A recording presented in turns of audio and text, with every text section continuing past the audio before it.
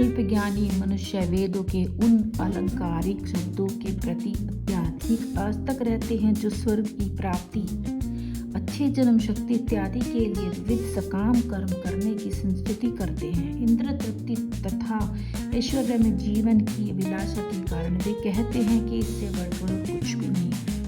राधे राधे। साधारणतः सब लोग अत्यंत बुद्धिमान नहीं होते और वे अज्ञान के कारण वेदों के कर्मकांड भाग में बताए गए सकाम कर्मों के प्रति अत्यधिक आसक्त रहते हैं। वे स्वर्ग में जीवन का आनंद उठाने के लिए इंद्र तृप्ति कराने वाले प्रस्तावों से अधिक और कुछ भी नहीं चाहते। जहाँ मदिरा तथा तरुणियाँ उपलब्ध है और भौतिक ऐश्वर्य सर्व सामान्य है, वेदों में स्वर्ग लोक पहुँचने के लिए अनेक यज्ञों की स्तुति है, जिसमें ज्योतिषों में यज्ञ प्रमुख है। वास्तव में वेदों में कहा गया है कि जो स्वर्ग जाना चाहते हैं उसे ये यज्ञ संपन्न करने चाहिए, और अल्पज्ञानी मनुष्य सोचते हैं कि वैदिक ज्ञान का सारा अभिप्राय इतना ही है। ऐसे लोगों के लिए श्री कृष्ण भावनामृत के दंड क्रम में स्थित हो पाना अत्यंत कठिन है। जिस प्रकार मूर्ख लोग विषैले वृक्षों के फूल के प्रति बिना यह जाने कि इस आकर्षण का फल क्या होगा आसक्त रहते हैं, उसी प्रकार अज्ञानी व्यक्ति सार्वगिक ऐश्वर्य तथा जन्य इंद्रिय भोग के प्रति आसक्त रहते हैं।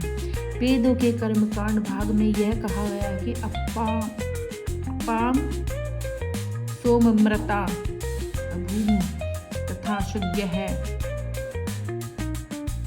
दूसरे शब्दों में जो लोग चातुर्मास तप करते हैं वे अमर तथा सदा सुखी रहने के लिए सोमरस पीने के अधिकारी हो जाते हैं। यहाँ तक कि इस पृथ्वी में भी कुछ लोग सोमरस के लिए अत्यंत इच्छुक रहते हैं, जिससे वे बलवान बने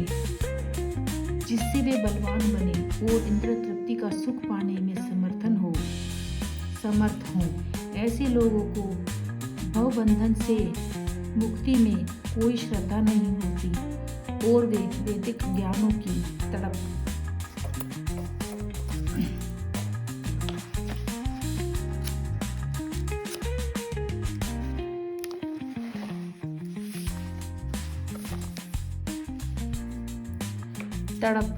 भड़क में विशेष आसक्त रहते हैं। वे सामान्यतः विषयी होते हैं और जीवन में स्वर्ग के आनंद के अतिरिक्त और कुछ भी नहीं चाहते। जहाँ जाता है वह जहाँ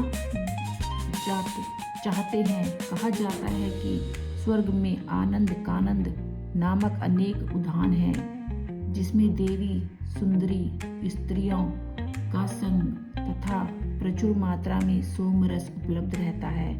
ऐसा शारीरिक सुख निसंदेह विषयी है। अतः ये लोग वे लोग हैं जो भौतिक जगत में स्वामी बनकर ऐसे भौतिक अस्थायी सुख के प्रति आसक्त रहते हैं।